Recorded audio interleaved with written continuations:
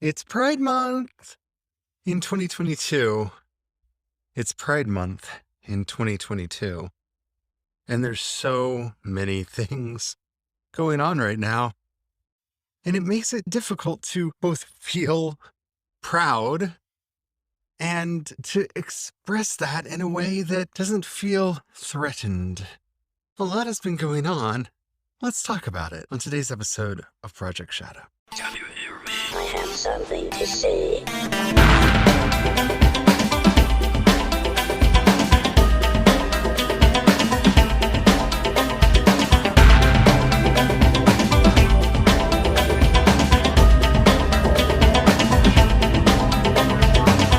Project Shadow starts now.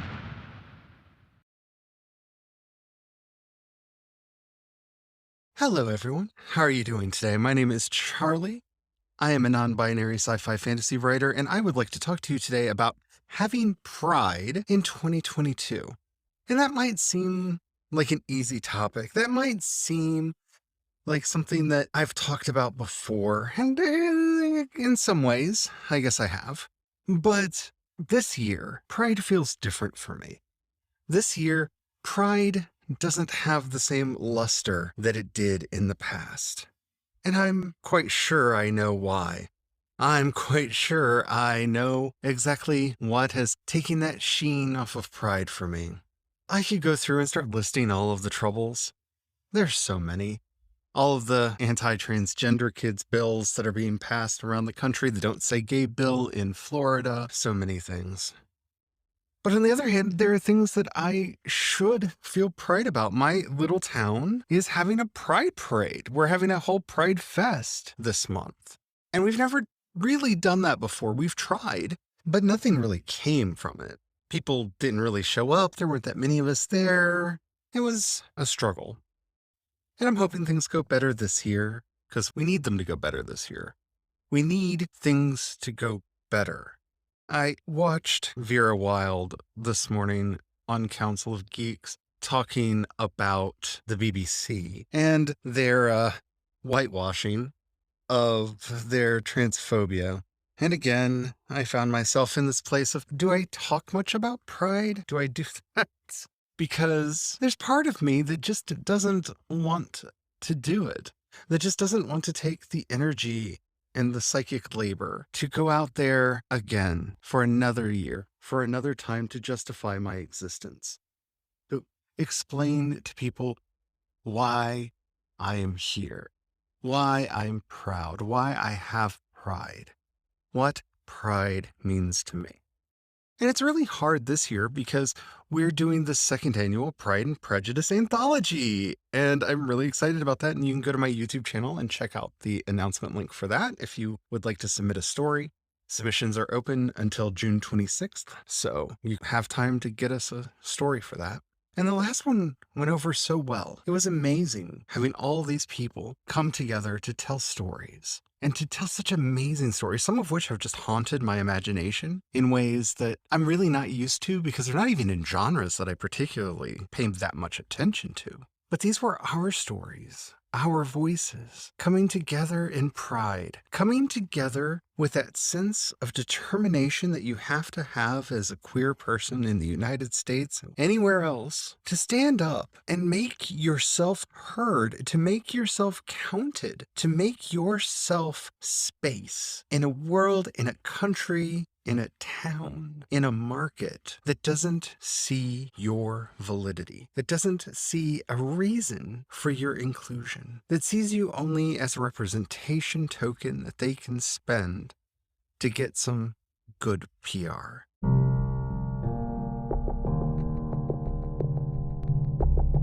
It's tricky, isn't it? Trying to figure out exactly what we're going to do. It's tricky having the strength, having the courage to pick ourselves up all the time, to get ourselves into a place where we have the strength to move forward, where we have the strength to push on when so often we just don't feel the drive. We don't feel like we have the energy to do all of the things that we need to do. Because that's really what this tactic is about. That's really what this assault on us is about. It's here to wear us down, to make us give up, to make us give in to the darkness and to the ennui that is always lurking just on the corners of our minds, just on the corners of our imagination, where it can drag us into the shadows from which we may never return. And that's, in fact, what they want. They want us to go away. No, they don't. They really don't. This is where we have to start being honest about why our detractors, why those who have bad things to say about us say the bad things that they say about us. We're an ego trip for them. We're there to help justify their identity. We are there to justify their broken culture. We're there to prove to them that they are, in fact, superior. When of course we know that they're not. We know that they only care about us for what we can do for them. And whether that's the stereotypical things that we get cast for in movies, the gay best friend, the hairdresser, that person that's willing to go shopping with you and help you pick out all the fabulous clothes, those parts that we get. Or we're there for pathos so that they can feel their superiority by watching us suffer, whether we're being beaten to death for the courage of standing up for who we are, dying slowly of disease, or entering toxic relationships on the top of a mountain because closet something bad, forbidden love, blah, blah, blah. That's what we're here for. We're here to stroke their egos. That's why they talk about us so much. They don't have to answer the question that we ask all the time. Are the straights okay? Are the cis okay? They don't have to answer those questions if all they do is talk about, well, those questions are moot because the people who are asking them are not okay. The people who we would be opposed to are just wrong in every possible way. You see, you don't have to justify whether or not the systems of patriarchal oppression that exist in our society are justified if there's not another model. We don't have to talk about whether or not gender roles are something that should be enforced on men and women. If there are only men and women, they're obviously different, and let me justify this through enforcing these gender roles again. Oh, amazing how that works. Amazing how that all just fits together with a tidy little bow. And you know what? I'm tired of playing their game. Yes, I could argue against them for the 5 millionth time. I could tell you all the reasons they're wrong.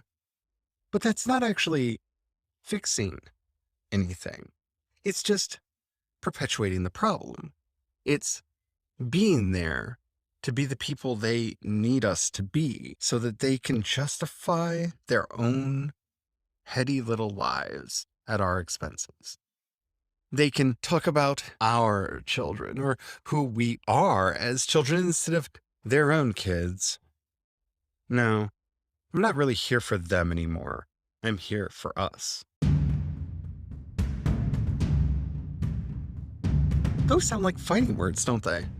Yeah, they kind of are. They really are. We have lost the spirit that pride was meant to have.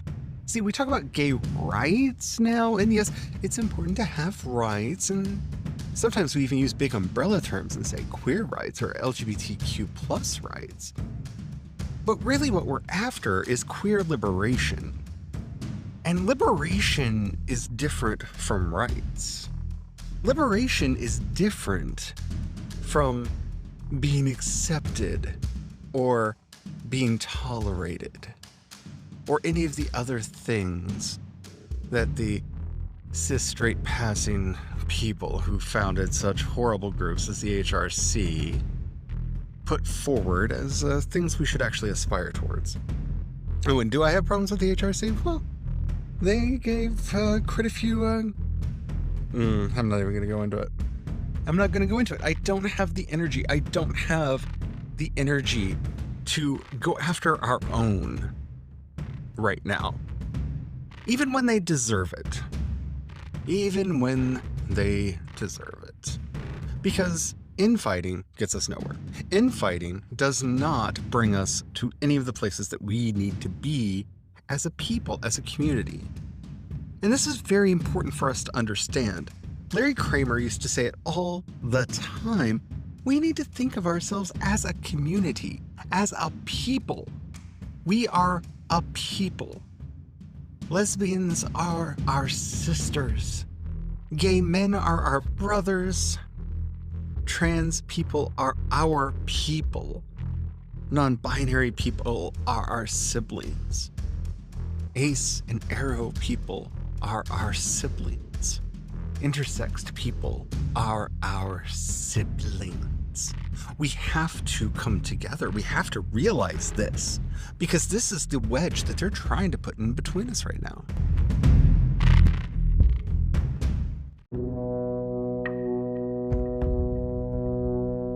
Have you noticed how Bill Maher and all of these other woke comedians, as they like to think of themselves, are talking about, isn't it funny how gay men, blah, blah, blah, blah, blah. Or isn't it funny how lesbians, blah, blah, blah, blah, blah. And what is the punchline of all of these jokes? Something, the one joke, trans are bad, okay? Because if they can drive a wedge between the trans community and the lesbian, gay, bisexual community, oh, what a victory that gives them.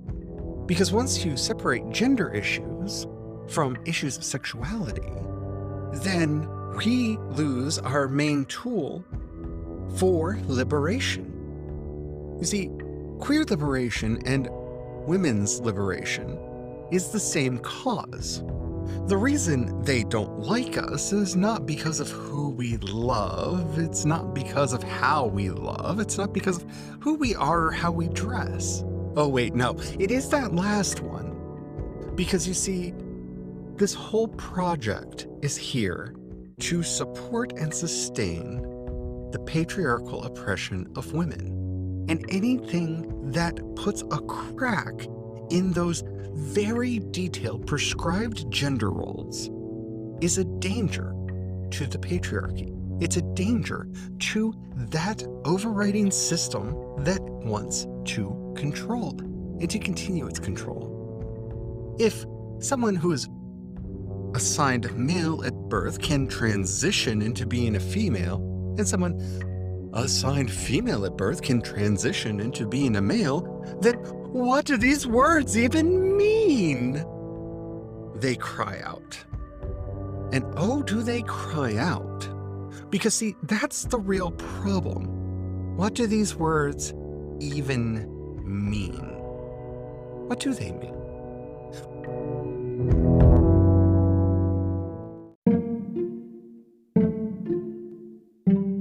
When we say male, female, do these words actually mean anything? Hopefully you're starting to see where I'm coming from here. Hopefully you're starting to see this insidious part of the opposition's argument against us. See, a man is born with XY chromosomes, except for when they're not, which they often are, and they're fathers, except for when they're not, because often they're not. And women, of course, have XX chromosomes, except for when they don't, and they're mothers, except for when they're not, or when they can't be, or when they're too young to be, or too old to be. And wait, these definitions that are being put forward, these definitions that are being proffered by the other side, don't actually fit cis people at all. So, of course, they just attack being called cis, because they don't understand basic grammar. Cis is the opposite of trans. Trans means to go across, where cis means to stay on the same side. So if you were assigned male at birth and you identify as male, then you are cisgendered. You are a cis male. If you were assigned male at birth and you identify as female or as non-binary like I do, then you are trans because you moved from that assignment that you were given at birth into something else. But oh, they hate that word assigned, don't they? See, gender isn't assigned. It's granted to you. It's endemic. It's part of your genes, don't you know? If you have this right genitalia, you fit into the right category. Again, except when you don't. See, none of these terms actually fit 100% of the population. And this is the problem with defining gender. Now, I'm not a complete gender abolitionist, and though I do identify as agender a lot more than I do anything else half the time. Yes, that was intentionally meant to be oxymoronical, because anyone who listens to this who's on the other side, I want to make their heads pop a couple times. But yes, I do often identify as agender, though most of the time I identify as demigirl. We've talked about this in the past. You can see the past episodes about this if you're interested. But see, neither one of those are terms that are even on their list of acceptable genders. See, I'm not saying that I'm male, I'm not saying that I'm female, I'm saying that I'm non-binary. I'm a demigirl, which means I'm not quite a girl. I'm somewhere on the spectrum that way, from agender over, but I'm not all the way to femme, and they need me to pick a side. They need you to pick a side. They need us to pick a side. If we don't pick a side, then how are they going to know what category to put us in? It's very important for their modus operandi, for their way of thinking, to be able to classify us in these two neat boxes: male, female. Male, hunter, gatherer, goes out into the world to fight evil, to be strong, to get into fistfights, to drink the beer, to avoid any fruity cocktails, and anything that might have an umbrella in it. They wear pants and are strong. Women, on the other hand, are different. They're demure and like flowers and pink. And of course, all the fruity cocktails, and they don't drink the beer. They like the wine. And they like chew wine, of course, because, we hate our wives, don't we? They need the boxes, because without the boxes, they cannot continue the system of oppression. And I keep using that term, but that is what we have now. This idea of what makes a man, what makes a woman, is enforced on people before they're born with gender reveals. They look voyeuristically at the genitalia of their unborn children still in the womb, so that they can start to classify them, and of course, buy all of the coded clothing appropriate to the gender that they are assigning to this child, without asking what gender the child actually identifies as or wants to be.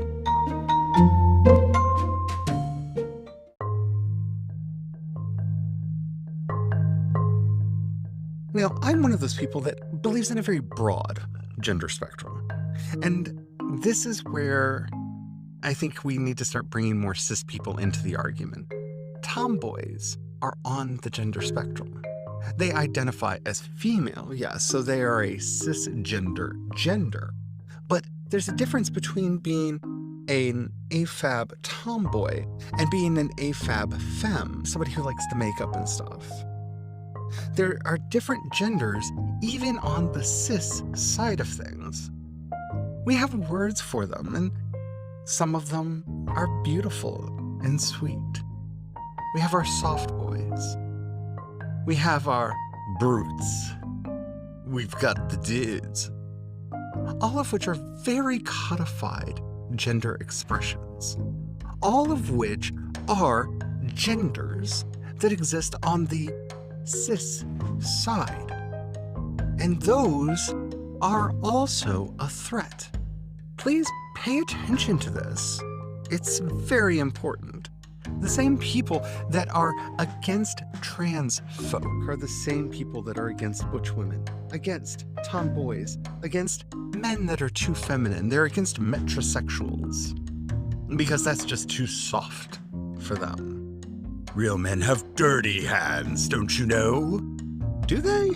Do they have to? Why is this endemic? And they don't ever ask the question of, how do the genes that you're born with determine whether or not you like skirts or kilts? Whether you like pants or skirts? Whether you like suits or dresses? How is this encoded in your genes? Because they seem to believe that is coded in their genes, right? Because if gender is natural, if gender arises from the natural order of things and you are born your gender, then somehow, deep down inside your genetic structure has to be something that says, oh, I have a Y chromosome, ergo I want pockets. Oh no, I have XX chromosomes, I must not have pockets, and I need to have my buttons on the wrong side so that it's harder for me to dress myself because, well, let's be honest, the reality is, back in the day, women were dressed by servants, especially women that could afford to go buy purchased clothing, so the buttons were placed so that they were easier for the servants to do. It's starting to make sense now, isn't it? These are not encoded in our genes. These are not encoded into our existence, into our being. These are not things endemic to the species. But if we do not accept them as such, then the systems of power and authority that they have set up for themselves that say straight cis men should always be at the top of every corporation because, after all, it's endemic to men to lead and women to follow. See, you can't question that. That's a step too far. And if you start questioning whether or not it's possible to transition as trans people do, or to exist somewhere in the spooky haze like non-binary people like me do, then aren't you more apt to question why there are only cis-straight males in charge of things? Why you're only ever given the cis-straight male to vote for? Why your boss is almost always a cis-straight male? So you might start asking questions, and those questions are dangerous. Those questions have to be stopped. We can't have people wondering if they should be in power, because that would then take away from cis-white power. Oh no. Did I add another word in?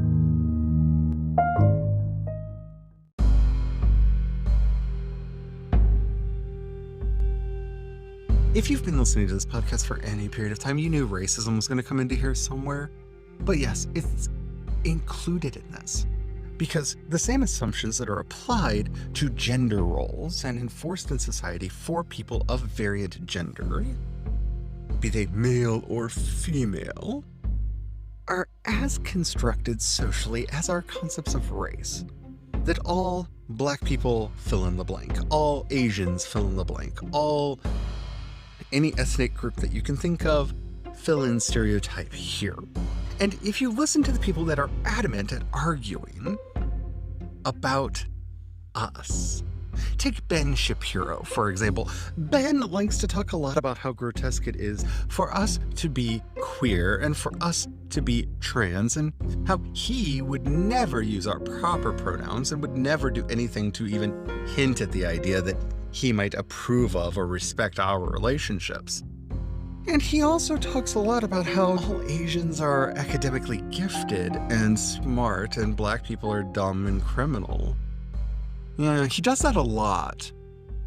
There's part of me that feels like he knows that he does this, but there's also part of me that wonders if it's just unconscious because he's given into the system that needs to reinforce all of these cultural constructs to keep and maintain its power. He is, after all, one of the mouthpieces of this authoritarian patriarchy that is desperate to keep control. So he says things that are quite racist and sexist and homophobic and transphobic, all together, mixed all together into one toxic broth that he spoon feeds to his audience. And that's really what this is all about.